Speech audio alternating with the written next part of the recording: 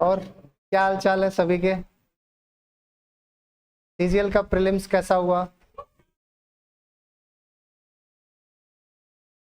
70 से ऊपर अटेम्प्ट कितने बच्चों के हैं? 70 अबव अटेम्प्ट्स। पहले पेपर कितने बच्चों ने दिया था? नहीं, सबने ना तो नहीं दिया है, काफी बच्चे हैं जिन्होंने नहीं भी दिया है। ठीक है। और 70 से ऊपर अटेम्प्ट किसके हैं? 70 से ऊपर, ये 70 मतलब तेरे 70 थोड़ी हैं, बकवास मार रहा है। चलो ठीक है। देखो, कट ऑफ 140 के आसपास ही रहने वाली है जनरल कैटेगरी की, 140 के आसपास।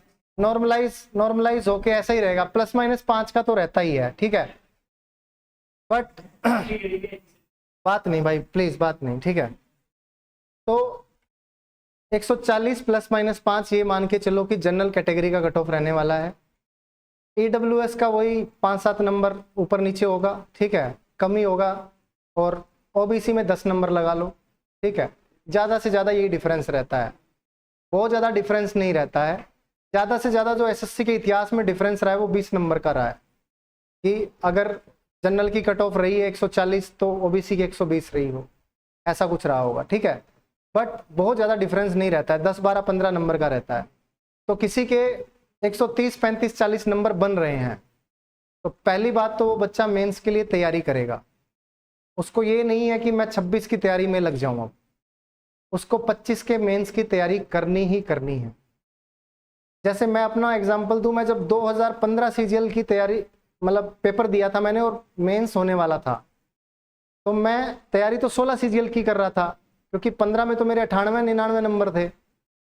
लेकिन जो बच्चे मेंस की तैयारी कर रहे थे 15 सीजीएल वाले, जिनके 120, 30, 40 नंबर थे, तब कट ऑफ 100 के आसपास रहती थी, तो जिसके 120, 30 नंबर थे वो मेंस की तैयारी में लगे हुए थे। तो मेंस के मॉक टेस्ट भी होते थे कोचिंग्स में, तो मैं मेंस के मॉक टेस्ट भी दे के आता था। मुझे पता था मेरा प्री भी नहीं निकलने वाला है, बट फिर भी मैं हफ्ते में एक दिन मैथ का और इंग्लिश का वो मॉक टेस्ट पक्का दे के आता था। उसमें मेरे नंबर आते थे 200 में से 70 मैथ में आ गए, 60 इंग्लिश में आ गए, ऐसा कुछ रहता था। बट मैं चेक करना चाह रहा था कि मेरी तैयारी कहाँ पे है और मेरे को और कितना इम्प्रूव करने की आवश्यकता है, क्योंकि मेरे को आइडिया लग गया था भाई कट ऑफ जो है मैथ में आपको 170-80 स्कोर करना पड़ेगा, इंग्लिश में आपको 150 स्कोर करना पड़ेगा 200 में, तब जाके आपका सिलेक्शन होगा। तो मेरे को ये टेस्ट करना था कि मैं कहाँ स्टैंड कर रहा हूँ और मेरी पूरे साल में तैयारी कैसी चलनी चाहिए। तो मैंने एक आइडिया लगा लिया कि भाई मेरा प्री में नंबर आ रहा है 80-85 और मेंस में मेरा इतना इतना नंबर आ रहा है। मैंने 1.5-2 महीने उस हिसाब से तैयारी की कि मेरा ही मेंस है, हालांकि मेंस तो मेरा नहीं था, बट फिर भी मैंने जोर लगा के तैयारी की कि मेरे को ऐसा, जैसे अपना एग्जाम पास आता है तो हम करते हैं ना, थोड़ा सा एक्स्ट्रा पुश करते हैं अपने आप को, तो मैंने एक्स्ट्रा पुश किया कि जब वो पेपर आएगा मेंस का, पेपर तो आता ही है, आंसर की आती है, तो वहां तब ऑफलाइन पेपर होता था, मैं कहा ऑफलाइन पेपर जैसे ही आएगा ना मैं उसका एक प्रिंट निकलवा लूंगा और मैं खुद उस पेपर को सोल्व करने की कोशिश करूंगा और देखूंगा मेरे कितने नंबर आते हैं। तो यकीन मानो 20-30 नंबर मेरे बढ़ गए थे, जितने आ रहे थे उससे 20-30 नंबर उस दौरान बढ़ गए थे, जो 2-2.5 महीना मैंने अपने आप को पुश किया था। तो सेम चीज आपको भी करनी है, जिसका 120-30 नंबर आ रहा है उसको तो पक्का 100% तैयारी करनी है मेंस की, जी जान लगानी है पूरी। ऐसा नहीं है कि खाली बैठ जाना है कि यार अब तो 26 की तैयारी करते हैं, आलसी से बन गए और धीरे धीरे करके आप पढ़ रहे हो कि चलो अभी बहुत टाइम है, ऐसा कुछ भी नहीं सोचना है। दूसरी बात, खाली मेंस नहीं है सीजीएल का, जिन बच्चों का एनटीपीसी निकला है उनका एनटीपीसी का मेंस है, अभी होने वाला है वो तो हाल फिलहाल में। एक जो आपने एग्जाम दिया उसका रिजल्ट नहीं आया है, उसका भी मेंस आपका आ सकता है। तो तैयारी आपको हर रोज इस हिसाब से करनी है कि कल ही आपका पेपर है। आपको बिल्कुल ढीले नहीं पड़ना है कि यार मेरा तो अभी पेपर में टाइम है, टाइम बिल्कुल भी नहीं है, ये बात सोच के चलो। सबसे इंपॉर्टेंट चीज है कि टाइम बहुत ज्यादा इंपॉर्टेंट है। जिस बच्चे को टाइम की इंपॉर्टेंस का पता नहीं लग पाएगा टाइम के साथ, वो बच्चा हार जाएगा, पेपर में उसका सिलेक्शन नहीं होगा, या वो जिंदगी की रेस में भी कहीं ना कहीं उसको हमेशा फील होगा कि यार काश मैंने थोड़ा टाइम उस टाइम अच्छे से यूटिलाइज किया होता तो आज मेरी ये स्थिति नहीं होती।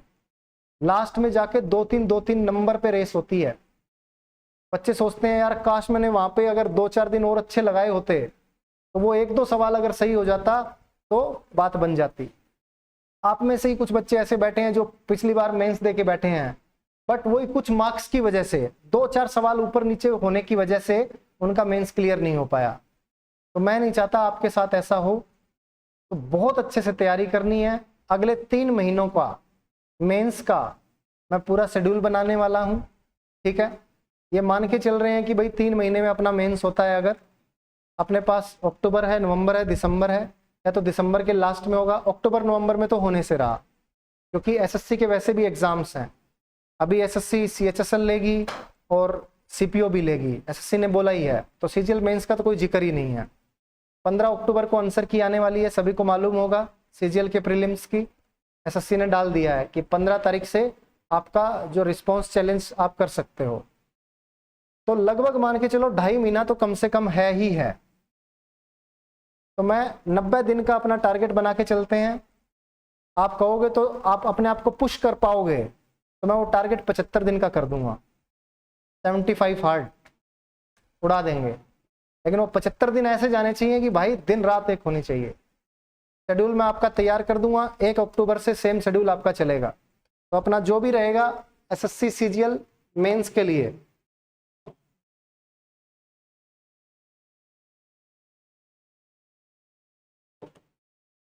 तो 2025 का जो मेंस होने वाला है, जिन भी बच्चे के 120-30 से ऊपर नंबर आ रहे हैं उन सभी बच्चों के लिए ये चीज है कि आपका 1 अक्टूबर ऑनवर्ड्स पूरा शेड्यूल रहेगा और आपको उसको फॉलो करना है। आपका डेली टारगेट भी हो जाएगा, आपका वीकली टारगेट भी हो जाएगा, आपको टेस्ट के लिए भी बताया जाएगा। अब ऐसा जरूर होगा कि कुछ बच्चे हो सकते हैं उस टारगेट को फॉलो ना कर पाए।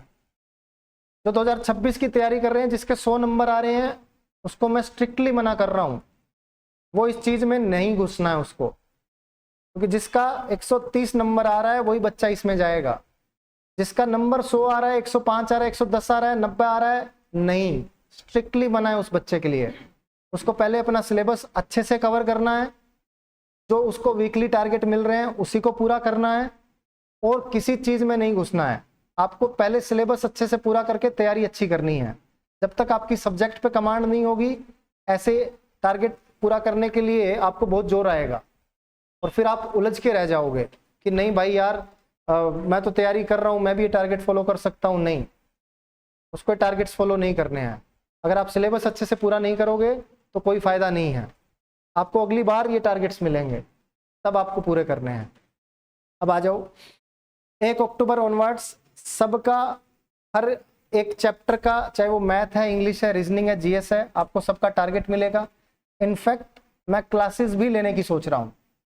एक मैथ्स का स्पेशल बैच चलाएं, जिसके अंदर मैं ये मान के चलो कि अपने पास अगर 75 दिन है, 30 चैप्टर हैं, तो एवरेज 2 से 3 दिन में चैप्टर खत्म कर दें, रोज 2-2 घंटे की मैथ की क्लास लेके। उसमें क्या होगा, आपका सारा सिलेबस अच्छे से रिवाइज हो जाएगा। साथ में मैं आपको शीट जो दूंगा उसमें क्वेश्चंस अच्छे लेवल के रहेंगे, मैं बेसिक नहीं करवाने वाला उसमें। 1 अक्टूबर से ही वो सारा बैच जो है वो चालू रहेगा, सारा का सारा मेंस पे बेस्ड होगा, मेंस को फोकस करके लेंगे हम लोग। मैथ्स के जितने भी क्वेश्चंस आने वाले हैं हर एक चैप्टर के कवर करेंगे, अच्छे अच्छे क्वेश्चंस। चाहे क्वेश्चन मैं आपको उसमें 50 करवाऊं, बट 50 क्वेश्चन ऐसे कराऊंगा कि उसमें आपका हर एक टाइप जो है वो कवर हो जाएगा। एक भी चीज ऐसी नहीं होगी जो हम छोड़ेंगे। लेकिन मैं ऐसा नहीं करूंगा कि जैसे हम फाउंडेशन के कोर्स में करते हैं कि एक टाइप करवाया उसके फिर मैं 3 सवाल करवा रहा हूं ताकि आपकी प्रैक्टिस हो जाए। जैसे फॉर एग्जांपल मैं टाइम एंड वर्क का आपको बोलूं कि टाइम एंड वर्क का हम चैप्टर स्टार्ट करते हैं, तो मैं पहले अगर फाउंडेशन कोर्स कर रहे हैं तो बेसिक से बताता हूँ कि एफिशिएंसी क्या होती है, टाइम क्या होता है, एक आदमी 10 में कर रहा है, एक 15 में कर रहा है, उसका बेसिक से कैसे करेंगे, 10-15 एलसीएम 30 लेते हैं, 30 क्या है, 3 क्या है, 2 क्या है। ऐसा कुछ नहीं करने वाले हैं, हम सीधा पॉइंट पे आके काम करेंगे। ये सवाल है, जैसे अल्टरनेटिव वाले हैं, अल्टरनेटिव में थोड़ा बढ़िया लेवल के, ए बी काम कर रहा है, सी काम को मिटा रहा है ना, सीधे उस पे जाएंगे हम लोग, है ना। ए बी टंकी को भर रहा है, सी खाली कर रहा है, वही वाली चीज हो गई। तो अच्छे सवालों पे जाएंगे सीधा। तो जिन भी बच्चों को क्लासेस लेनी है, मैं तो चाहता हूँ जो मेंस देने वाले हैं सारे के सारे बच्चे वो क्लासेस लें। ऑफलाइन ऑनलाइन दोनों जगह रहेगी। आप अगर वो 75 दिन देते हैं ना मेरे को, मेरे हिसाब से देते हैं, तो आपका सिलेक्शन की गारंटी मेरी है। बट वो 75 दिन मेरे हिसाब से जाने चाहिए आपके। मैं इनफैक्ट फाउंडेशन वालों को भी बोल रहा हूँ, जो मेरे पास मैथ्स पढ़ रहे हैं यहाँ पे, मैं उनको बोल रहा हूँ आप इस चीज़ को फॉलो तो करो। अभी तक 2 चैप्टर हुए हैं, जिन बच्चों ने किया है, 15-20 बच्चे बैठते हैं, अगर दोनों के दोनों चैप्टर उन्होंने अच्छे से कर लिए हैं तो कोई भी बच्चा ऐसा नहीं होगा जो आके बोल दे कि सर सवाल नहीं बन रहे हैं। एक एक टाइप, एक एक चीज मैंने बहुत अच्छे तरीके से कवर कर ली है। शीट में 2024 तक के सारे क्वेश्चन डाल दिए हैं। 25 की जैसी आंसर की आ रही है उसको सारे के सारे क्वेश्चंस दे दूंगा बच्चों को कि रेशियो के 2025 सीजीएल के क्वेश्चन पकड़ो और करो, कुछ भी नहीं छूटेगा। सेम चीज आपको भी करनी है। मेंस वाले बच्चे भी जो होंगे, जैसे ही आंसर की आती है, आंसर की से सारे क्वेश्चन उठा लेंगे। मैं आपके लिए सिर्फ बढ़िया बढ़िया क्वेश्चन उठाऊंगा। आपको तो सारे करने हैं प्रैक्टिस, बट मैं आपको जो क्लास में करवाऊंगा वो अच्छे अच्छे क्वेश्चन जो आए होंगे। एनटीपीसी में 25 में जो अच्छे क्वेश्चन आए हैं, आईबी में जो अच्छे क्वेश्चन आए हैं, सीजीएल में जो अच्छे क्वेश्चन आए हैं, वही हम लोग करने वाले हैं। उनसे सारा का सारा कंसेप्ट आपका क्लियर हो जाएगा, सारी की सारी रिवीजन आपकी बढ़िया तरीके से हो जाएगी। अब सारा खेल जो बचता है ना, वो बचता है बच्चे के ऊपर कि आप कितनी तैयारी करना चाह रहे हैं, आप कितने डेडिकेटेड हैं। आप लोग ऐसा करते हो, हफ्ते 10 दिन तो बढ़िया जी जान लगाई तैयारी करते हो, जैसा मैं कहता हूँ उसको फॉलो करते हो, फिर अपनी राग में खो जाते हो। कोई कुछ करने लग जाता है, कोई कुछ करने लग जाता है, कोई 2x पे वीडियोस देख रहा है। जो बच्चा 2x पे वीडियो देख रहा है उसको सबसे बड़ा नुकसान है मेरे भाई। आप 2x पे कोई मूवी देख लो, 3 घंटे बाद मैं उस मूवी से कुछ आपके डायलॉग्स पूछूंगा या कुछ इंसिडेंसेस पूछूंगा कि इसके बाद क्या हुआ था, आपको सीन ही याद नहीं रहेगा, क्योंकि हमारा माइंड भाई उसका प्रोसेस करने की कुछ क्षमता है। जैसे ये सेशन मैं आपका ले रहा हूं, आप इसको 2x पे देखना, और जो बच्चा बिल्कुल नया बच्चा देखेगा उसको कितना नुकसान होगा, वो चीज़ों को समझ ही नहीं पाएगा। आप लोग कनेक्ट कर पा रहे हैं, सामने बैठे हैं और अच्छे से कनेक्ट कर पा रहे हैं। तो ऑफलाइन का ये फायदा भी है, 1x पे वीडियोस देखने का ये फायदा है। मैं कभी रिकमेंड नहीं करता बच्चों को कि आप 2x पे वीडियोस देखें, मैक्सिमम 1.25। तो मेरे जैसा टीचर है, थोड़ा धीरे धीरे पढ़ाता है, आराम आराम से चीज़ों को है ना टाइम लेके पढ़ाता है, तो उसकी 1.25 पे देख लो। जैसे मैं सेशन ले रहा हूँ, फुल स्पीड से बोल रहा हूँ, उसकी 1x पे देखो, क्या दिक्कत है। बट बहुत ज़्यादा स्पीड पे अगर आप वीडियोस देखोगे तो जितनी जल्दी आपके दिमाग में घुसेंगी उतना ही जल्दी आपके दिमाग से निकल जाएंगी। तो टाइम आपको देना पड़ेगा, माइंड को टाइम देना पड़ेगा। माइंड प्रोसेस करेगा, कोई कंसेप्ट है उसको सीखेगा, उसको दिमाग में प्रोसेस करेगा, उसकी इमेज बनाएगा और फिर आपको आउटपुट मिलेगा। तो जो बच्चे गलती कर रहे हैं, चाहे वो फाउंडेशन का है चाहे वो मेंस वाला बच्चा है, कृपया गलती ना करें। कोई भी चीज़ आप क्या करोगे, आप एक चैप्टर को खत्म कर दोगे, 1 दिन में खत्म कर दोगे 2x पे देख के, 2 दिन में खत्म कर दोगे, पता लगे हफ्ते में 3 चैप्टर खत्म कर दिए। मैं यहाँ हफ्ते में 1 चैप्टर करवा रहा हूँ, बट उस 1 चैप्टर में, उन तीनों चैप्टर में फर्क ये होगा कि 1 चैप्टर तुम्हें अच्छे से आता होगा, 3 चैप्टर टूटे फूटे आते होंगे। तीनों चैप्टर में ही आपके सवाल नहीं बन पाएंगे। जो बच्चा भागम भाग मचा रहा है उसको ये समस्या आएगी। जो मेंस के बैच में कुछ बच्चों की ये समस्या है कि उनके कुछ कुछ चैप्टर्स, पर्टिकुलर चैप्टर्स वीक हैं, सारे चैप्टर वीक नहीं है। तो उन चैप्टर्स में उनको थोड़ा बेसिक भी देखना पड़ेगा। तो जब मैं सवाल करवा रहूंगा आपको पूछना पड़ेगा कि सर ये बताओ, इसका थोड़ा बेसिक बता दो हमें। जिसको आता होगा वो तो पूछेगा ही नहीं, पूछना ही क्यों है। बट अगर किसी भी बच्चे को प्रॉब्लम होगी वो तुरंत मुझसे पूछेगा कि सर इसका थोड़ा सा मेरे को बेसिक वाला भी बता दो, इस चैप्टर के क्वेश्चन मुझसे बनते नहीं है। वो चीज़ भी आपको करनी होगी। जब आपका मैथ्स हो जाएगा, कुछ बच्चों से मैंने फाउंडेशन की क्लास लेते टाइम पूछा था कि इंग्लिश की क्लास भी लगवा दें क्या, तो किसी भी बच्चे ने हाँ नहीं भरी। तो फिर मैंने सोचा कि नहीं लगवाते हैं। बट आज ही मेरी बात हो रही थी टीचर से, मैं सोच रहा हूँ कि पूरा का पूरा फाउंडेशन ले ही आए, कि जिस जिस बच्चे को जिस जिस सब्जेक्ट में प्रॉब्लम है वो उसकी क्लास ले लेगा, जिसको प्रॉब्लम नहीं है वो अपना लाइब्रेरी में बैठ के अपना सिलेबस रिवाइज करता रहेगा, टारगेट्स पूरा करता रहेगा। तो मेरा ये प्लान है कि 1 अक्टूबर से या 5 अक्टूबर से पूरा फाउंडेशन का भी साथ में स्टार्ट कर देंगे। दिन में वो क्लासेस चलती रहेंगी, शाम को अपनी मेंस वाली चलती रहेंगी। तो उससे जिस जिस बच्चे को, अगर 2 बच्चे भी बैठते हैं तो कोई दिक्कत नहीं है। मेरा मेन मोटिव है आपका सिलेक्शन हो, आप कितना पढ़ना चाहते हैं। और ये बात अभी मैं नीचे खड़े बच्चे थे उनको भी बोल रहा था कि भाई जहाँ पढ़ाई होती है, जिस तरह से पढ़ाई होती है वैसे पढ़ाई करो। ज़रूरी नहीं है कि मेरे पास रहकर ही हर बच्चा पढ़ाई कर पाएगा। कुछ बच्चे हैं बहुत अच्छी पढ़ाई कर पा रहे हैं, कुछ बच्चे हैं एवरेज सी पढ़ाई कर रहे हैं।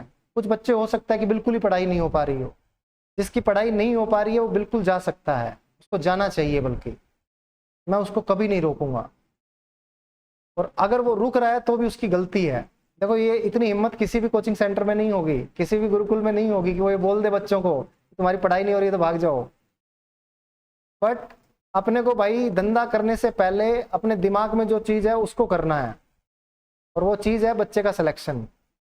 अपने अंदर जो घुसा हुआ है, भगवान ने इनबिल्ट भेजा है, वो अपना इंटेंशन, और अपना इंटेंशन हमेशा प्योर था, प्योर है और प्योर ही रहेगा। चाहे कोई कुछ भी बोले, कुछ भी करे, मेरे को कोई घंटा फर्क नहीं पड़ता। लोग तो ऐसा भी बोल रहे हैं कि सर के पास गए थे, 100 बच्चे गए थे, 50 वापस चले गए, 50 ही रह गए हैं, ठीक है, स्टाफ भी चला गया है। तो मैंने कहा यार कमाल है, अब कहीं ना कहीं से आ जाती है इन्फॉर्मेशन। चलो कोई बात नहीं, अच्छी बात है, भगवान करे उनका भी भला हो। बट यार खैर कोई बात नहीं, तो मेरे को उनकी भी परवाह नहीं है। इनफैक्ट कोई बच्चा इधर भी आ जाता है, उसको फोन कर करके बेचारे को परेशान कर देते हैं। खैर जाने दो। तो मेन मोटिव अपना यही है कि तुम्हारा सिलेक्शन हो, तुम्हारा जहां पढ़ाई करने का मन है, जैसे पढ़ाई हो पा रही है वैसे करो भाई। ये जरूरी नहीं है कि मेरे पास रह के ही सारा बच्चा पढ़ पाएगा। हाँ, तुम मेरे भरोसे पे आए हो कि सर के पास जाएंगे कुछ ना कुछ इंप्रूवमेंट होगी, सर की गाइडेंस में रहेंगे, हमें फ़ायदा मिलेगा, बेनिफिट मिलेगा। मैं भी ये चाहता हूँ कि तुम मेरे पास रहोगे, बेनिफिट मिलेगा। अभी तक हम क्या कर रहे थे कि मैं जैसे ही बच्चा आता है सबकी मेंटरशिप कर रहा था, फिर उसको मैं वीकली टारगेट दे रहा था, फिर मैं उसको कह रहा था कि भाई 1 हफ्ते के बाद आना, मॉक टेस्ट दे के आना और साथ में टारगेट पूरा करके आना। टारगेट पूरा करके बच्चा आता है, मैं उससे सुनता हूँ कि तूने किया नहीं किया, वोकैब सुन रहा हूँ, फॉर्मूले सुन रहा हूँ, क्वेश्चन करवा के दिखवा लेता हूँ। उसके बाद में मॉक टेस्ट लेके आता है, उसका एनालिसिस करवा देता हूँ। बट कुछ बच्चे ऐसे हैं जो निकम्मे हैं, एकदम ढक्कन है, वो आते ही नहीं है। कोई 10 दिन बाद आ रहा है, कोई 15 दिन बाद आ रहा है, कोई आ ही नहीं रहा है। महीना हो गया है, मैं धक्के से बुला रहा हूँ, महीने बाद बुला रहा हूँ, कहते सर वो है ना, मेरा पहले बीच में 5 दिन मैं एग्जाम देने चला गया था, फिर मैं 5 दिन मैंने टारगेट को पूरा करने की कोशिश की, फिर मन सा नहीं लग रहा था, फिर इतने में दूसरा एग्जाम आ गया, 7 दिन उसमें निकल गए, यूं कर करके हमारा टाइम निकल गया। हाँ, तो अब मैं क्या करने वाला हूं, अब हम लोग पूरा कंप्यूटर में मॉनिटर करने वाले हैं हर एक बच्चे को। एक्सेल फाइल तैयार कर ली है, हर एक बच्चे का डेटा रहेगा, 2 3 सबका नाम, उसके बाद में मेंटरशिप किस तारीख को हुई थी, उसका क्या क्या सिलेबस हो चुका है, मैथ में क्या, इंग्लिश में क्या, रीजनिंग में क्या, जीएस में क्या क्या क्या सिलेबस हो चुका है, मेंटरशिप किस डेट को हुई थी। नेक्स्ट मेंटरशिप की डेट आते ही उसका एकदम है ना वो करेगा, ब्लिंक करेगा कि भाई आज इसकी मेंटरशिप की डेट है, इतने बच्चों की आज मेंटरशिप की डेट है। उन सबको बुलाऊंगा, क्योंकि वो ये घी जब सीधी उंगली से ना निकले तो टेढ़ी करनी पड़ती है। तो अब डंडा चलाना पड़ेगा, तो सब बच्चों का रिकॉर्ड रखना पड़ेगा। मैं सोच रहा था कि तुम लोग अपनी तरफ से कर लो, अपने आप थोड़ा ईमानदार रहो, अपने आप को पुश कर लो और मेरे पास आ जाओ, मॉक टेस्ट ले आओ, एनालिसिस करवा लो।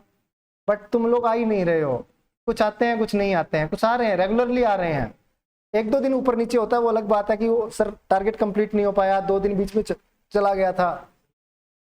बट कुछ कुछ तो 15-20 दिन बाद आते हैं, तो वहाँ समस्या है मेरे लिए, क्योंकि फिर मैं आप पे ध्यान ही नहीं दे पाया इसका मतलब।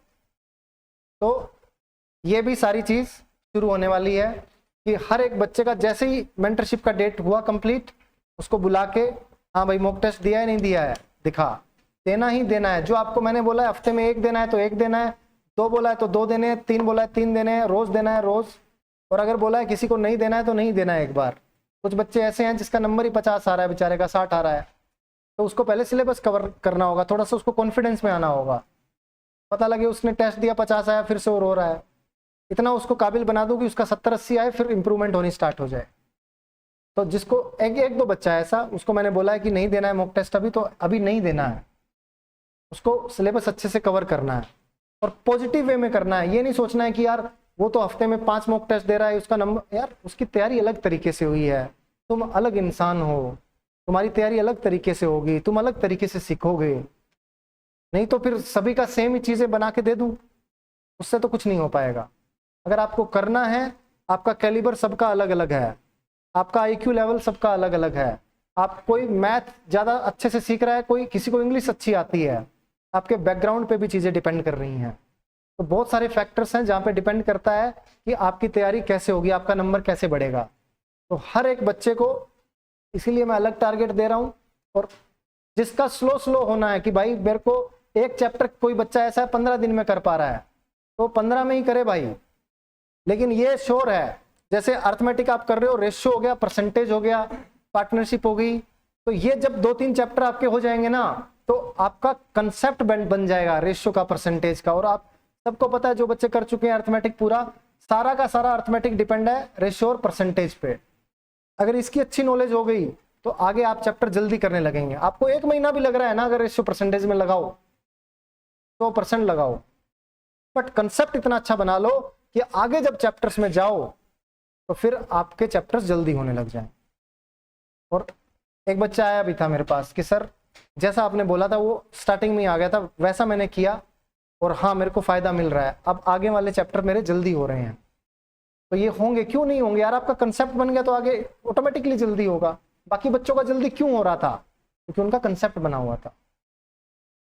उसके बाद में ये मेंटरशिप वाला हो गया, ये मैं सब पे लागू करने वाला हूँ, चाहे कोई मेंस का बच्चा है, चाहे कोई प्री का बच्चा है, किसी भी एग्जाम की आप तैयारी कर रहे हैं, सबको मेंटरशिप करवानी होगी। बल्कि खुद से ही ध्यान रखना होगा। वैसे तो जैसे ही आपका दिन पूरा हुआ आप आ जाओ, अगर मैं बाय द वे नहीं हूं तो अलग बात है, अगले दिन आ जाओ।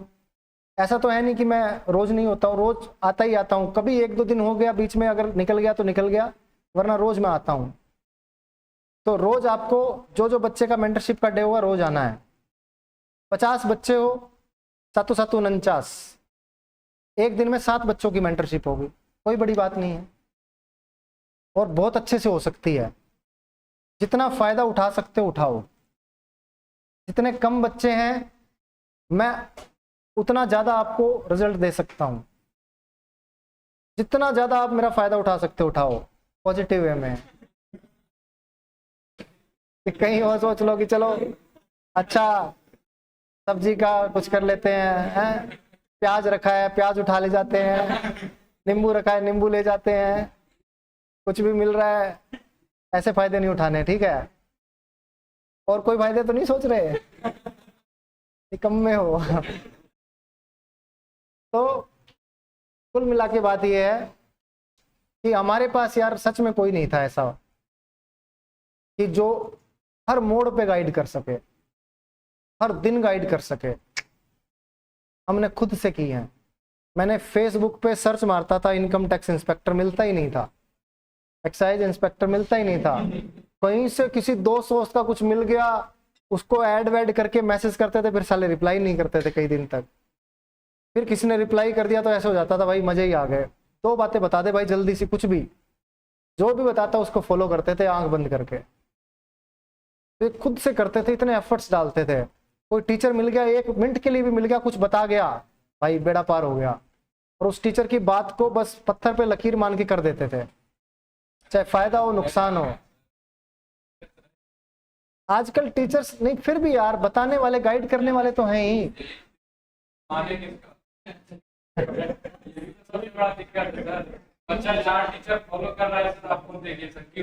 हाँ, तो सबसे बड़ी प्रॉब्लम है ये कि माने किसका। क्या हमारे टाइम में ये चीज नहीं थी?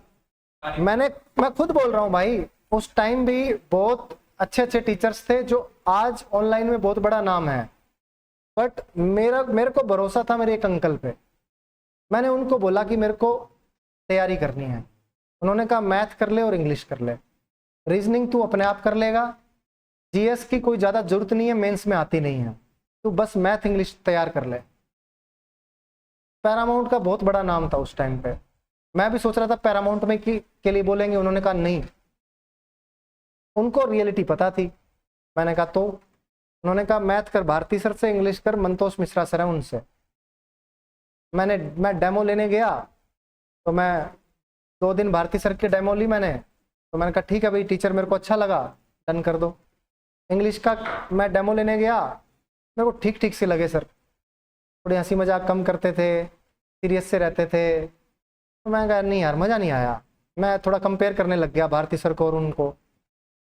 तो फिर उनकी हफ्ते की डेमो थी, मैंने 4-5 दिन लगाए। फिर डेमो देने बच्चे आते हैं ना, बच्चे आपस में डिस्कस करते हैं, सबसे बड़ा रोग तो ये बच्चे ही हैं आपस वाले, ये गुमराह करते हैं, उसका ले ले, उसका ले ले, इसका ले ले, उसका ले ले और तुम सबका लेने के चक्कर में अपनी ऐसी तैसी करवा लेते हो। इससे अच्छा किसी एक का ले लेते तो बेड़ा पार हो जाता। बट नहीं, तुम्हें अलग अलग बैच लेने की आदत पड़ गई है ना, एक से सेटिस्फाई नहीं हो पाते हो, ये प्रॉब्लम है। अब मैंने भरोसा किया, मेरे अंकल ने बोला कि भाई, मैंने बोला अंकल को जाके, मैंने कहा देखो मेरे को मैथ का टीचर जम गया है, इंग्लिश का नहीं जम रहा है। मैंने 2-4 और नाम सुने हैं, एक मैडम का भी नाम सुना है, तो हाँ नहीं मैडम थी, मैं कहा उनका बैच ले लूँ। उन्होंने कहा कहीं जाने की कोई आवश्यकता नहीं है, चुपचाप सर के पास जा और क्लास कर, बात खत्म। मैंने अगली बात नहीं बोली उनको, मेरी इतनी हिम्मत भी नहीं थी, क्योंकि मैं उनकी रिस्पेक्ट भी इतनी करता था और मुझे लगा कि वो जो मेरे लिए राय देंगे वो अच्छी राय होगी। मैं गया उन दोनों टीचर्स पे आंख बंद करके भरोसा किया, आंख बंद करके। कारण क्योंकि मेरे को फील हो रहा था कि वो जो करवा रहे हैं उससे मेरी चीजें बन रही हैं। उन्होंने मेरे को कुछ कंसेप्ट कराया, चैप्टर करवाया, मैंने जाके बुक की, मेरे सवाल लग रहे हैं, मुझे प्रॉब्लम क्या है। वहीं पे फिर जैसे जैसे मेरे को 2-4 महीने गुजरे ना, मेरे को पता चला जो बच्चा पैरामाउंट में जा रहा था वो भारती सर के पास मैथ भी पढ़ रहा था, पैरामाउंट में किसी और के पास पढ़ रहा था। 5 महीने 5.5 महीने में सिलेबस पूरा हुआ, करके आया, मैंने उसके नोट्स देखे, उसका आधा भी नहीं था। कहता सर उन्होंने तो सारे सब्जेक्ट करवाने थे, 5-6 महीने में फटाफट करवा के भगा दिया। मैंने कहा हे भगवान, थैंक यू अंकल, बचा लिया मेरे को, नहीं तो मैं भी ऐसे कर रहा होता। अब यह है कि मैंने उन पर विश्वास किया बस खाली। अब मेरा रूम पार्टनर खुद का जाता था पैरामाउंट में उस टाइम पे, और कोई कोचिंग भी नहीं था, पैरामाउंट था, महिंद्रा था, बस 1-2 किसी और टीचर के थे, केडी उसके बाद में खुला था, उसके बाद में और बाकी टीचर्स ने अपने अपने किए, ठीक है, वो वहीं पढ़ाते थे एक ही जगह सारे। तो सारी चीज़ें विश्वास किया, आप किसी टीचर के पास जा रहे हो उस पर विश्वास करो। मेरे पास भी बच्चा रहा है, मैं कह रहा हूँ भाई तूने जिस टीचर से किया है उसी से कंटिन्यू कर। कोई बच्चा मैथ, मैं ये नहीं बोलता हूँ मैथ तूने आधा मैथ किसी और से पढ़ रखा है, आधा मेरे से पढ़ ले, आजा आजा मेरे बैच में बैठ, इधर बैठ, मेरा ऑनलाइन खरीद ले, मैंने किसी को नहीं बोला। तो बोलता हूँ जिससे कर रहे हो उसी से कंटिन्यू करो, आप उस पर विश्वास तो जताओ। टीचर बेकार थोड़ी है, अगर वो सिलेबस में थोड़ी गड़बड़ कर रहा है तो अलग बात है, वो फटाफट करवाने के चक्कर में है कि उसको 4 महीने में 5 महीने में सिलेबस करना है तो अलग बात है।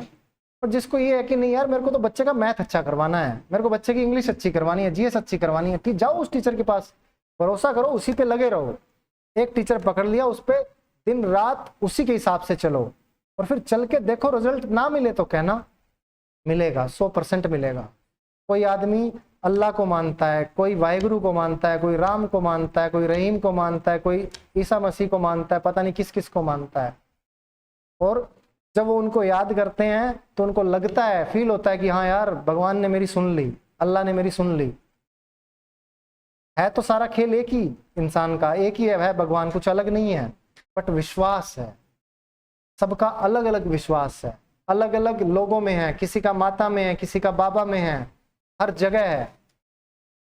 मेरा एक दोस्त है, उनके माँ बाप को बच्चा नहीं हुआ, उसके माँ बाप को शादी के 15 साल तक बच्चा नहीं हुआ, वो हर जगह दर दर भटकाए, फिर एक बाबा के पास गए तो उन्होंने उनको नाम वाम दिया अपना, है ना, और फिर उनको 1.5-2 साल बाद बच्चा हो गया। उनको लगा कि हमने नाम को हमने सिमरन किया है, उनको बार बार नाम जप किया है, उससे हमें फ़ायदा मिला है, भगवान ने हमारी सुनी है। कोई बंदा यहाँ पता नहीं पूरे इंडिया में ही लगाते हैं, हरियाणा में ज़्यादा वो झाड़ा लगाते हैं कि आप कहीं भी जाते हो तो झाड़ा सा लगा देंगे और थोड़ी विभूति दे देंगे, कुछ प्रसाद दे देंगे, ये खा लेना, पानी यहाँ पे डालने के बाद ऐसे ऐसे करके सेब खा लेना, बच्चा हो जाएगा, और हो जाता है।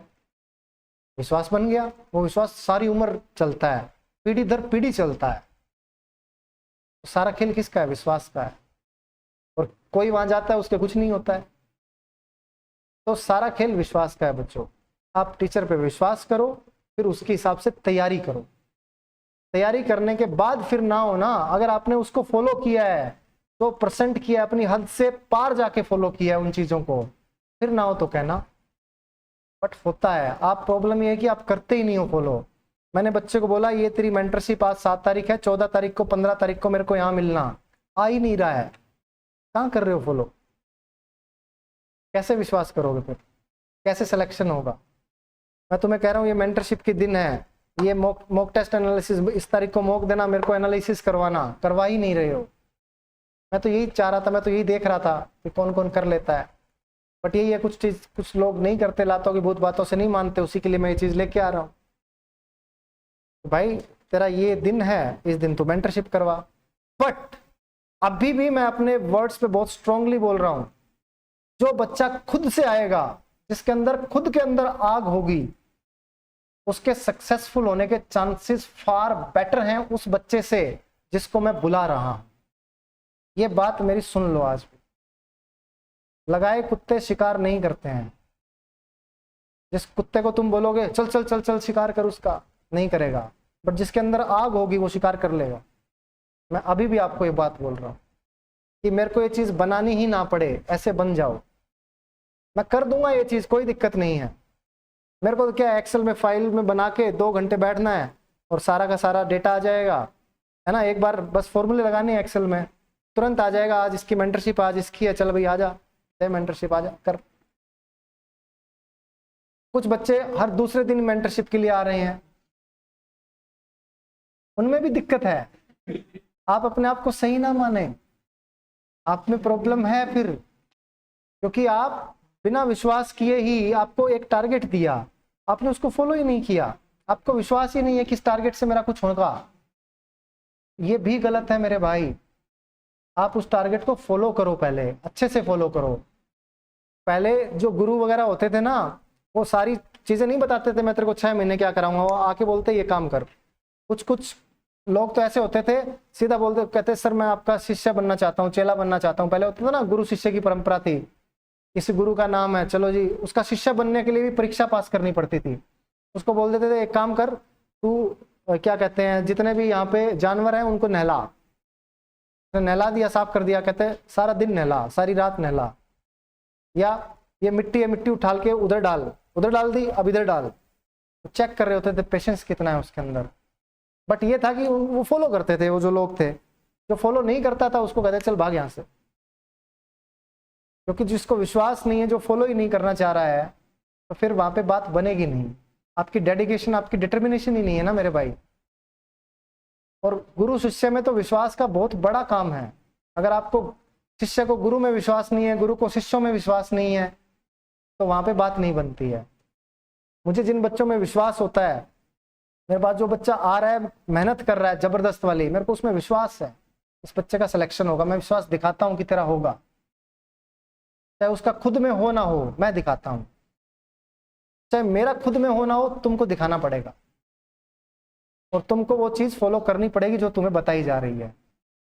और वो फॉलो इसलिए करनी पड़ेगी क्योंकि जो चीज तुम्हें करनी है वो मैं पिछले 8-10 साल से कर रहा हूं। 2015 में तैयारी लगा था, 25 आ गई है। 2 साल 1.5 साल मैंने खुद तैयारी की, 7-8 साल पढ़ाते हुए हो गए हैं। तो उसी टाइम के दौरान बहुत सारे बच्चे ऐसे आए थे जिनको गाइड किया, बट उन्होंने फॉलो किया। गाइड मैंने कम किया, तुम लोगों के मुकाबले जितना तुम्हें कर पा रहा हूं उससे कम गाइड किया, बट उन्होंने फॉलो तुमसे ज्यादा किया, तो उनको रिजल्ट्स मिले। तुम्हें भी रिजल्ट्स चाहिए तो जो चीजें, जो टारगेट्स तुम्हें बताए जा रहे हैं उनको बढ़िया से कंप्लीट करो। जो चीजें तुम्हें बताई जा रही है कि ये करना है, ये करना है, ये करना है, ये सारी चीजें करो। बाबा रामदेव भी कहते हैं करने से होता है, करोगे नहीं तो होगा कैसे। तुम लोगों ने बाबा रामदेव का सुन लिया बट कर ही नहीं रहे हो, तो क्या फायदा। तो एक इंपॉर्टेंट अनाउंसमेंट करनी थी मेरे को, और ये भी आप सबके उसके लिए है, क्या कहते हैं, प्रोत्साहन के लिए, कि आप आने वाले जो 2.5-3 महीने वो बढ़िया से लगाओ, ठीक है। खुद का नाम रोशन करो, माँ बाप का नाम रोशन करो, हमारा भी नाम रोशन करो। तो तैयार हो सभी लोग?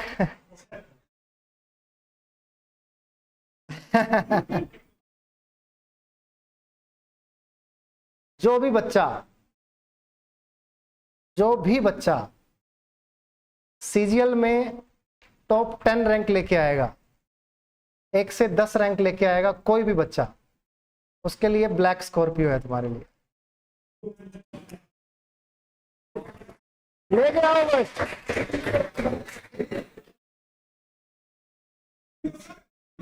बिल्कुल ये दिमाग में ठान लो कि सिलेक्शन लेना है, 1 से 10 रैंक लेके आनी है और काली स्कॉर्पियो लेनी है। सैलरी से नहीं, सर से लेनी है। स्कॉर्पियो एन लेनी है। हाँ, क्लासिक नहीं भाई, एन देंगे, स्कॉर्पियो एन देंगे, बट रैंक लेके आओ। दिखाओ मुझे तुम अलॉय व्हील्स के साथ। डिमांड बढ़ती जा रही है। ये कह रहे सर स्कॉर्पियो एन दे दो, अलॉय व्हील्स तो खुद भी डलवा लेंगे। तुम देने वाले बनो, मैं देने वाला बन रहा हूं, तुम रैंक लाने वाले बनो। हालांकि तुम्हारे अंदर मोटिवेशन तो खुद के लिए होना चाहिए कि मुझे खुद लेके आनी है, रैंक 1 लानी है, रैंक 2 लानी है, टॉप 10 में आना है, तुम्हें खुद को होना चाहिए।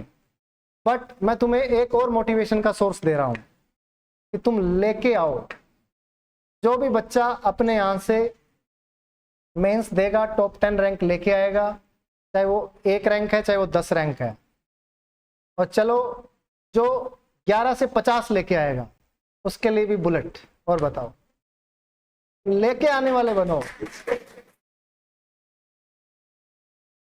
चाहे आईफोन प्रो मैक्स ले लेना, चाहे बुलेट ले लेना। जो भी बच्चा 11 से 50 रैंक लेके आएगा उसके लिए बुलेट मोटरसाइकिल। और बताओ, बट मेहनत इतनी करनी है। 50 से 100 वाले स्प्लेंडर चाहिए। फिर सर 100 से 1000 वालों में साइकिल ही दे दो। जिंदगी थोड़ी करनी है यार। अब ये देखो, ये सारी खेल माइंडसेट का हो जाता है। यहाँ पे आपको सोचना ही नहीं है कि भाई मेरे को 11 से 50 में भी आना है। आपको चाहिए स्कॉर्पियो, आपको बुलेट का भी क्यों सोचना है कि मुझे तो भाई स्कॉर्पियो ही चाहिए। देखो मेरा इतना ब्योत नहीं है अभी, बट फिर भी मैं अनाउंस कर पा रहा हूं क्योंकि मुझे ऐसा लगता है कि ये चीज आपको कहीं ना कहीं प्रोत्साहित करेंगी, आपको एनकरेज करेंगी कि यस मुझे लेके आना है, ये रैंक मैं लेके आऊंगा, मैं पढ़ूंगा, मेहनत करूंगा, तो क्यों नहीं लेके आऊंगा। ठीक है। और चलो सीपीओ में भी फर्स्ट रैंक तो दे देंगे, चलो पहली 5 रैंक को। इसमें भी इसको 10 चाहिए। नहीं नहीं, सीपीओ में फर्स्ट 5 को। ठीक है, सीपीओ में फर्स्ट 5 स्कॉर्पियो और अगली 5 बुलेट। ठीक है। और बता, सीएचएसएल में भी चलो, सीएचएसएल में भी पहली 5 स्कॉर्पियो, अगली 5 बुलेट। और बताओ, रैंक लेके आओ तुम लोग। क्या एमटीएस में नहीं चाहता आप लोग कभी बने। ठीक है ना, ना ना, एमटीएस नहीं।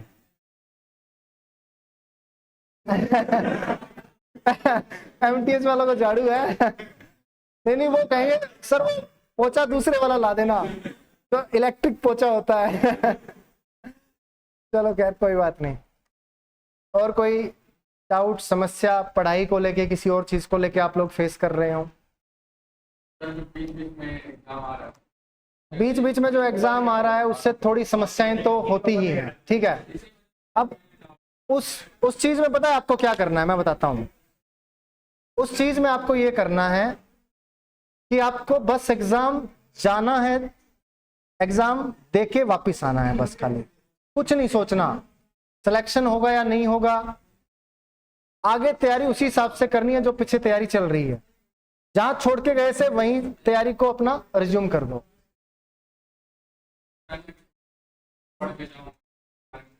नहीं, मत सोचो। जितना सोचोगे उतना ही दुखी होगे और आप अपने टारगेट से दूर चले जाओगे। अगर आप एग्जाम ओरिएंटेड तैयारी करेंगे तो आपको नुकसान होगा। आप सब्जेक्ट ओरिएंटेड तैयारी करें। अब जिन बच्चों का यार 140 नंबर आ रहा है ना, वो बच्चा ये काम करेगा कि यार अब मेरा आईबी का पेपर है तो आईबी के लिए चीज थोड़ी एक्स्ट्रा पढ़ लेता हूँ। अब मेरा रेलवे का पेपर है, अब इसके लिए ये चीज ज्यादा पढ़ लेता हूँ, जीएस ज्यादा पढ़ लेता हूँ। जैसे मैथ रीजनिंग आ रहा है, अच्छा आ रहा है, आपकी बात बन रही है। बट वो बच्चा जिसका 100 नंबर आ रहा है, 110 नंबर आ रहा है, 120 आ रहा है, वो अगर सोचेगा ना कि एग्जाम ओरिएंटेड तैयारी कर लूं, तो यार उसका सिलेबस ही अच्छे से तैयार नहीं है, तो नहीं कर पाएगा। तो एग्जाम ओरिएंटेड तैयारी तभी करनी है जब आपका नंबर 140 आ रहा है, 135 आ रहा है, 145 आ रहा है। नहीं तो एग्जाम आते जाएंगे, आप हर 20 दिन एक एक एग्जाम को दोगे, आपका 4 महीना कब चला जाएगा आपको पता नहीं चलेगा, और आप जहां से स्टार्ट किए थे वहीं पे मिलोगे, जाएगा ही। और सोना भी नहीं है बेटे लाइब्रेरी में। 20 दिन गया सर, उस 20 दिन में से 5 दिन सोने में गया है। कभी कभी सुबह थोड़ा कम खाना चाहिए, नाश्ता थोड़ा कम लो, हैवी मत लो। ठूस लोगे अगर यहाँ तक तो कहां से फिर दिक्कत आएगी, नींद आएगी। कम ही खाना है। ये इसलिए नहीं कि मेरा फायदा होगा, इसलिए कि आपका फायदा होगा। हाँ, बहुत अच्छी बात है। जो बच्चा थोड़ा अपने खाने पे कंट्रोल रखेगा और अपने मन पे कंट्रोल रखेगा, ठीक है, तन और मन दोनों पे अगर संयम होगा तो आपको रिजल्ट्स मिलेंगे, आपको नींद नहीं आएगी। और थोड़ा सा फिजिकल एक्टिविटी आपको करनी है कि आपने वॉक कर ली, ये भी फिजिकल एक्टिविटी है। थोड़ा बहुत ऊपर छत पे व्यायाम कर लिया, कुछ भी कर लिया यार, आप करने वाले बात। डिप्स मार लिए, 20 डिप्स मार लो दिन में, बहुत है, आप एक्टिव रहेंगे। तो सुबह मार लो, शाम को मार लो, तो 20 डिप्स लगा लो तो बहुत है। बट आप लोग करते ही नहीं है उन सब चीज। देखो मैं आपको बताता हूँ, ये बहुत इम्पोर्टेंट। आज ही मैंने एक छोटी सी किसी ने रील भेज रखी थी, वो मैंने देखी कि 30 मिनट है, आप ये 30 मिनट इधर लगा रहे हो फोन में, और वहीं 30 मिनट आप एक बंदा पढ़ाई में लगा रहा है, बुक पढ़ने में लगा रहा है। इन दोनों 30 मिनट में बहुत फर्क है। एक का 30 मिनट गया, उसने बस स्क्रॉल मारा है 30 मिनट, और एक ने 30 मिनट यूटिलाइज किए हैं। उन दोनों में बहुत फर्क है। ऐसे ही वो 30 मिनट नहीं, वो 30 दिन होंगे, 30 साल होंगे। और आपकी जिंदगी के वो जो साल हैं वो आपने किस प्रकार से यूटिलाइज किए हैं, वो आपका पूरा का पूरा फ्यूचर, आपकी फैमिली का फ्यूचर डिसाइड करता है। तो इसीलिए समय, मैं अगेन जहां से मैंने स्टार्ट किया था, टाइम बहुत इंपॉर्टेंट है। इस इंपॉर्टेंस को समझ लो। जो इस इंपॉर्टेंस को समझ गया उसकी लाइफ बल्ले बल्ले हो जाएगी। और जो समय गंवा जाएगा, समय गंवाया हुआ वापस नहीं आता है। जो समय आपने आज दोपहर का जो समय था ना, वो अभी नहीं आएगा। दोपहर छोड़ो, जो 1 सेकंड पहले जो गुजर गया, वो मैं चाहूँ कि अपनी ज़िंदगी में यार वापस ले आऊँ, टाइम मशीन बना के वापस चला जाऊँ। बड़े बड़े साइंटिस्ट इस चक्कर में घुस गए, फिर भी कुछ नहीं हुआ, वापस नहीं जा सकते हैं। तो टाइम बलवान है, समय बहुत बलवान है, लोगों ने ऐसे नहीं बोला है। तो अपने समय को व्यर्थ ना गंवाएं। जो बच्चा कह रहा है सर मैं YouTube पे क्लास देखने जाता हूँ, साइड में मेरे को कुछ और दिख जाता है, वहां पे क्लिक हो जाता है, मैं तो करता ही नहीं हूँ, क्लिक हो जाता है। अब वो क्लिक हो गया, अब होते ही वो 1 घंटा गया, वो 1 घंटा तो जाएगा ही जाएगा। अब मजे की बात यह है, उसमें भी तुम मुझे दोष दोगे। अब अपने आप को दोष नहीं दोगे कि हमने 1 घंटा खराब किया, इस मास्टर की वजह से खराब हो गया, ये हमारे पे ध्यान नहीं दे रहा है। तो भाई अब ये संयम तुम्हें बनाना पड़ेगा। कल को तुम्हारे अपने माँ बाप को दोष दोगे, उन्होंने हमारे ऊपर ध्यान नहीं दिया, वो चिल्ला चिल्ला के पागल हो गए, बेटा समझ जा, सुधर जा, है ना, थोड़ी मेहनत कर ले, लगन से पढ़ाई कर ले। लेकिन नहीं, उनकी बात नहीं माननी है। मास्टर पागल होए जा रहे हैं तुम्हें समझाने के चक्कर में, लेकिन उनकी भी बात नहीं सुननी है। और उसके बाद जब रिजल्ट नहीं आता ना, ये इंसानी फितरत है, जब आपको रिजल्ट नहीं मिलेगा ना, तो आप 100 में से 1 बच्चा अपने आप को दोष देगा कि यार मेरी गलती थी। कि मैंने नहीं पढ़ाई की। 99 ये कहेंगे जहाँ पे पढ़ रहे थे उनकी गलती थी, उन्होंने पढ़ाया नहीं, उन्होंने ध्यान नहीं दिया। अरे तो जो बाकी को सिलेक्शन हुआ है वो कहाँ से हो गया? उन्होंने भी तो ध्यान दिया होगा अपने ऊपर, बाकियों पे ध्यान भी जाएगा। बट तुम अपने आप से ईमानदार रहो। जब तक तुम अपने आप से ईमानदार नहीं हो, तुम कहीं भी चले जाओ, दुनिया के किसी भी कोने में चले जाओ, चाहे तुम्हारे ऊपर बिल्कुल ऐसे एक बंदा खड़ा भी कर दो, तब भी तुम्हें कोई ना कोई कमी नजर आ जाएगी कि ये बस खाली खड़ा है, मेरे को कुछ बोल नहीं रहा है। बोल देगा तो ये मेरे को मार रहा है, मेरे को डांट रहा है, मेरे को स्ट्रेस आ रहा है, स्ट्रेस से पढ़ाई नहीं कर पा रहा हूं। फिर तुम उसको कहोगे दूर चला जा, मैं अकेला पढ़ना चाहता हूं। तो ये सब बहाने हैं, इस चीज को समझो। तुम लोग इतने मैच्योर हो जाओ। तो पढ़ाई करने के लिए, आपका सिलेक्शन लेने के लिए जिन चीजों की जरूरत है, खास जरूरत है, वो चीजें मैं आपको मुहैया करवा रहा हूं। उनमें तुम्हें प्रॉब्लम आती है, उस प्रॉब्लम को सोल्व करने के लिए मैं रेडी हूं। बट मेन प्रॉब्लम है कि तुम्हारे साथ जो प्रॉब्लम आ रही है, तुम उसको सोल्व करने के लिए रेडी नहीं हो। खुद के साथ जो दिक्कत आ रही है, तो खुद का संयम है। यार तुम्हें नींद आ रही है नीचे, आके यहाँ पे पढ़ो ना, इधर खड़े हो जाओ, उधर खड़े हो जाओ, यहाँ बैठ के पढ़ो। मैं ऊपर आता हूँ, बेंच पे ऐसे पसरा हुआ है, दोनों टांगे ऊपर, टांग के ऊपर टांग, टांग के नीचे टांग, और लैपटॉप लेके पढ़ाई कर रहा है। तो कहां से पढ़ाई होगी? तो इन चीजों को त्यागना पड़ेगा ना भाई, कंफर्ट को त्यागना पड़ेगा। आप ऐसे करके बैठे हो, यूं करके, यूं पढ़ रहे हो, यूं करके पढ़ रहे हो। अरे भाई थोड़ा एक्टिव हो जाओ, अपने आप को समझाओ कि नहीं भाई एक्टिव होना पड़ेगा। तेरे को अगर सिलेक्शन लेना है, जो ऑफिसर बन रहे हैं ऐसी थोड़ी बन रहे हैं, उनमें क्वालिटीज हैं, वो क्वालिटीज अपने अंदर लानी पड़ेंगी, वो एक्टिवनेस दिखानी पड़ेगी।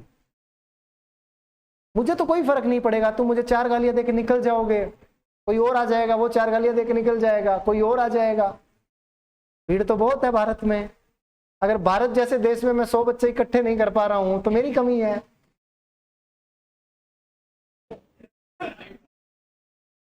तो हर कोई कर सकता है। आप लोग भी कल को कहीं भी कोचिंग खोल के बैठ जाओगे अपने शहर में जाके, 100 बच्चे तुम्हारे पास 1 साल में पक्का है, 100% है। और ऐसे बच्चे हैं, एक लड़का है हमारा, मेरा पढ़ाया हुआ है, वो यूपी में कोचिंग चला रहा है, एक एमपी में चला रहा है, और दोनों का बढ़िया चल रहा है। देखता हूँ मैं 40-50 बच्चे उसके बैच में बैठे रहते हैं। नॉर्मल एवरेज था बच्चा, मैथ में जो पढ़ाया था बिल्कुल टाइप वाइज सारी सीट डाल रखी है। बट कोई दिक्कत नहीं है भाई, अगले घर चल रहा है, अच्छी बात है, तुम लोग भी चला लोगे, कोई दिक्कत नहीं होगी किसी को भी। बट चलाना ही क्यों है मेरे भाई? आप जिस चीज के लिए आए हो वो काम करो, जॉब लग के दिखाओ, मेहनत करके दिखाओ, और मेहनत करोगे तो सिलेक्शन होगा। सैक्रिफाइस करना पड़ेगा, एक्टिव रहना पड़ेगा, नींद को दूर भगाना होगा, फालतू की पॉलिटिक्स बाजी से दूर रहना पड़ेगा, थोड़ी थोड़ी चीजों में एडजस्ट करना पड़ेगा। तुम चाहोगे हर चीज हमें परफेक्ट मिले, कहीं नहीं मिलेगी। अपने घर भी नहीं मिलेगी, बाहर जाओगे तब भी नहीं मिलेगी। मैं तुम्हें गारंटी के साथ कह रहा हूं कि जब तुम जॉब में जाओगे ना, तो तुम्हें याद आएगा कि यार केवीजी में बढ़िया मस्त खाना खा रहे थे, कोई टेंशन नहीं थी, सही टाइम पे खाना मिल रहा था, टाइम पे सो रहे थे, टाइम पे उठाने आ जाते थे, पढ़ रहे थे, कोई भड़क नहीं थी। फिर तुम्हारा जो डिब्बा आएगा उसमें ठंडा खाना आएगा, डिब्बा नहीं आएगा, होटल पे जाके खाओगे। होटल पे कब तक खाओगे? होटल का खाना वो स्पाइसी बनाते हैं, 4 दिन 5 दिन 10 दिन खा लोगे, 20 दिन खा लोगे। और होटल में कैसे खाना बन रहा है, कितने दिन पुराना खाना रखा हुआ है, कुछ नहीं पता। फ्रोजन ग्रेवी, बिल्कुल सही बात है, कैसी कैसी सब्जी रखी है, कितने दिन पुरानी रखी है, कुछ नहीं पता है। आटा पैरों से गूंद रहे हैं तो क्या पता तुम्हें? मजाक नहीं है, सच्चाई है। मेरा एक दोस्त था, मैं बाय द वे उसके घर चला गया एक दिन, उनके एक गोलगप्पे की रेडी थी, और मैंने देखा उसकी माँ पैरों से लगी हुई है आटा गूंदने में। अब बहुत ज्यादा आटा था, वो हाथों से कितना ही गूंदे बेचारी। अब उस दिन के बाद मैंने गोलगप्पे खाने ही बंद कर दिए। एक मेरा दोस्त था, वो आइसक्रीम बनाता था, उसका पापा या चाचा पता नहीं, तो मैं उसको जब भी बोलता, मैं कहा चल कुल्फी खाने चलते हैं, कहता नहीं कुल्फी मैं खाता नहीं हूँ। मैं उसको कह रहा हूँ यार इतनी टेस्टी होती है क्यों नहीं खाता है। हाँ मैं कहा नहीं नहीं, फिर वो कहता कि वो वाली ले लेंगे, क्या कहते हैं जो आती है ना अमूल वगैरह की, वो खा लेंगे। मैं कहा नहीं नहीं यार, ये जो नॉर्मल जो कुल्फी मिलती है उस पे मटका कुल्फी टाइप, कहता वो नहीं खाऊंगा। यार मैं बुरा परेशान, मैंने कहा तू आज बता मेरे को क्यों नहीं खाएगा। कहता यार मेरे चाचा और हैं ये सारे, इनका कुल्फी का ही कारोबार है, तो ये बनाते हैं तो मैंने इनको बनते हुए देखा है, उसमें मक्खियां घूम रही हैं, गिर गई तो गिर गई, साथ में पिस जाती हैं, कोई मतलब नहीं है, मच्छर गिर गए तो गिर गए, सब कुछ ऐसे ही होता है। मैंने भाई खाना छोड़ दिया। वही वही तो टेस्ट है, बात भी सही है, वही टेस्ट है। अब इनफैक्ट मैं भी, मैंने देखो मैंने 2-4 जगह देख लिया कि खाना कैसे बनता है, बट मेरी मजबूरी हो गई उस खाने को खाना। तो मैं बस ये सोच लेता था कि भाई उधर जाना ही नहीं है जहाँ खाना बनता है, मैंने कहा मेरे रूम में खाना पहुंचा दो। मैं वही थोड़ा बहुत जो है खा लेंगे, क्योंकि ये तो होगा एटलीस्ट कि भाई दिमाग में नहीं आ रही है चीजें। तो तुम्हें सब चीजें अच्छी मिल रही हैं, अच्छे लोग खाना बनाने वाले हैं, तुम्हारी आंखों के सामने बना रहे हैं, अच्छा खाना बना रहे हैं, हेल्दी खाना बना रहे हैं, ठीक है। मिर्च मसाला कम है तो बेटर है तुम्हारे लिए, टेस्ट के लिए कभी मत जाओ। हरी सब्जियां जितनी ज़्यादा खाओगे पेट तुम्हारा अच्छा रहेगा। तुम लोग कहते हो लौकी बना दी, घिया बना दिया, ये पेठा बना दिया, ये सबसे बेस्ट सब्जियां हैं। और बाकी चीज़ें खाओगे, अब देखो पनीर मैं महंगे वाला लेके आ रहा हूँ, 300 रुपये किलो पनीर मिलता है, वैसे 350 है, बट हम ज़्यादा लेते हैं तो 300 दे देता है वो। बट उसकी भी कोई गारंटी नहीं है कि वो बिल्कुल ही अच्छे दूध का बना रहा है। हम तो ला रहे हैं डेयरी से भरोसा करके, मैं तो जो बात है सच्चाई आपको बता रहा हूँ। बट एटलीस्ट घिया और पेठा कद्दू इनकी गारंटी तो है कि खेत से आ रहा है भाई, खेत से किसान सब्जी मंडी में सुबह बेच के जाता है, तो इतनी तो गारंटी है कम से कम। तो ये चीज़ें खाओगे हेल्दी रहेगा शरीर। तुम्हें इस टाइम टेस्ट का नहीं सोचना है, तुम्हें इस टाइम खाली ये सोचना है कि भाई मेरे को हेल्दी खाना मिल जाए बस, और हेल्दी खाना तुम्हें मिल रहा है। फिर भी तुम्हें कहीं कोई प्रॉब्लम आती है, तुम लोग मुझे बताते हो, हम सोचते हैं कि यार कोई बात नहीं ये भी सोल्व करेंगे, बट ये भी नहीं है कि सारी चीज़ें मैं तुम्हारे हिसाब से चलता जाऊंगा, क्योंकि मुझे भी पता है कि तुम्हारे हिसाब से चलूंगा तो तुम्हारे लिए नुकसानदायक है, क्योंकि तुम्हारे दिमाग में फिर वही चलता रहेगा कि सर को ये बोलेंगे ये भी मान लेंगे, ये बोलेंगे ये भी मान लेंगे, तो वो फिर तुम्हारे लिए नुकसानदायक हो जाए, क्योंकि तुम्हारे दिमाग में वही चीज़ें चलती रहेंगी 24 घंटे। तो बेटर ये है कि जो मेरे हिसाब से आप चल लोगे तो सबसे बेस्ट आपको फ़ायदा होगा। और मैं चाहता हूँ आप यहाँ पे कम से कम समय के लिए रहें, ताकि सिलेक्शन हो और निकलो। सबसे बड़ी खुशी मेरे को उसी दिन मिलेगी जिस दिन आप सेलेक्ट हो जाएंगे। आपका फ़ोन आएगा, सर पेपर दिया हुआ था मेंस, क्योंकि पहले ही पता चल जाता है बच्चे को यार मेंस दिया हुआ है, नंबर इतने आ रखे हैं, हो जाएगा। बस फ़ोन आता है खाली, सर हो गया, या यहीं पे हो गए, सर हो गया, बढ़िया मज़ा आ जाएगा। तो उसी दिन का मैं वेट कर रहा हूँ, उसी दिन के लिए लगा पड़ा हूँ कि तुम्हारा सिलेक्शन हो और मेरी ऐसे हो जाए, छाती फूल जाए कि हाँ हमारी मेहनत रंग लाई। ऐसे खाली इस चीज़ के लिए मेहनत थोड़ी कर रहा हूँ कि तुम 8,000 रुपये, 10,000 रुपये, 11,000 रुपये महीने का मेरे को दे दोगे और बात खत्म। मेरी बात तो वहाँ पे ख़त्म होती नहीं है मेरी बात ख़त्म होगी जिस दिन तुम्हारा सिलेक्शन हो जाएगा, और तब भी ख़त्म नहीं होगी, तब भी आप लोग मुझसे जुड़े रहेंगे, मुझे पता है। आपकी लाइफ में और बहुत सारी प्रॉब्लम्स आएंगी, उसके लिए मुझे फ़ोन करोगे कि सर यह ही हो गया है, अब यहाँ से निकालो हमें। और ठीक है, अपन ने हाथ पकड़ा है तो फिर पकड़ के रखते हैं, आज छोड़ते नहीं है। घर वालों की मेंटरशिप कर दो घर वालों को मना लो, है ना, वो समय आ गया है क्या कर रहा है बीवी छोड़ के भाग गई, अभी मूछ इसकी आई नहीं है, बीवी के सपने ले रहा है,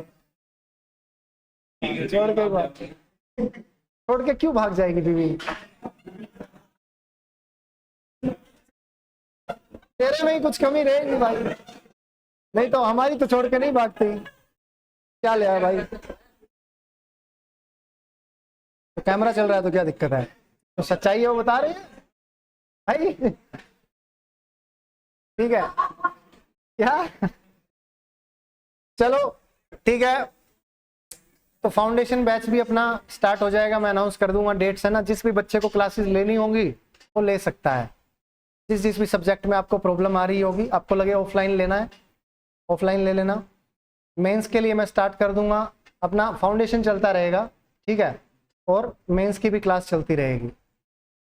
देख लेंगे 1-1.5-2 घंटा जितनी भी हो पाएगी, बट कोशिश करेंगे कि 75 दिन का शेड्यूल बना के उसको पूरा कंप्लीट कर दें। क्वेश्चंस की क्वांटिटी उतनी रखूंगा कि पूरा का पूरे जो टाइप्स हैं वो कवर हो जाएं, बाकी प्रैक्टिस आपको करना रहेगा। आपको वो बोल दूंगा कि भाई ये चैप्टर है, यहाँ से ये क्वेश्चंस कर लो, पूरा क्वेश्चन मैं करवाऊंगा 50, आपको करने हैं 200 और 250 क्वेश्चन कर लिया, पूरा चैप्टर रिवाइज है आपका, उसको अच्छे से फॉलो कर लोगे, बात बन जाएगी। बट शिद्दत से करना मेरे भाई, छुट्टी मत मारना, छुट्टी मारोगे तो समस्या है, कंसिस्टेंसी ब्रेक होती है। मैं जिस भी बच्चे को बोलता हूँ यही रोता हूँ कि भाई कंसिस्टेंट रहो, कंसिस्टेंट रहो, कंसिस्टेंट रहो, फिर भी रोज 10% बच्चे 20% बच्चे मेरे को एब्सेंट मिलते हैं। या तो आप पेपर देने जा रहे हैं या फिर ऐसे ही घर जाके मस्ती मार रहे हैं। पेपर देने गए हैं, पेपर एक दिन का है, लगा के हफ्ता आ रहे हैं, वो गलत है। बट थोड़ा कुछ बच्चों की ये मजबूरी रह जाती है कि भाई घर ही 1500 किलोमीटर दूर है, 2000 किलोमीटर दूर है, वो अलग चीज़ है।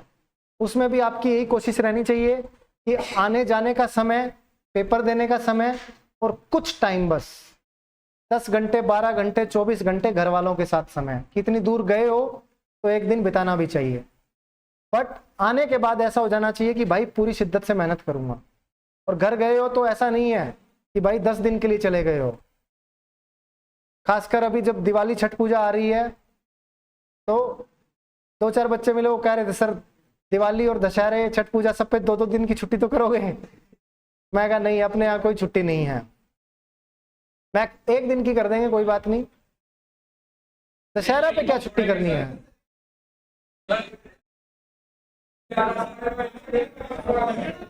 दशहरे पे क्या छुट्टी है यार? हाँ, पटाखे ले आएंगे, फोड़ देना, और क्या, रॉकेट वॉकेट।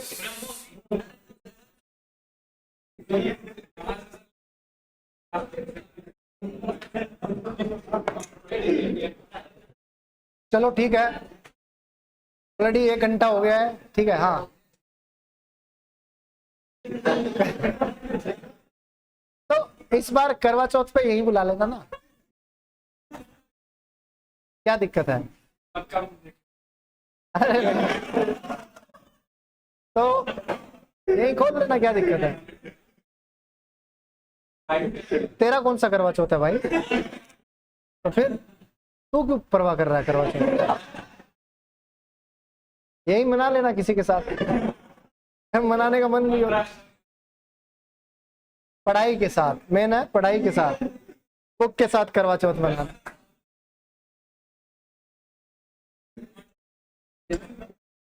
और कुछ?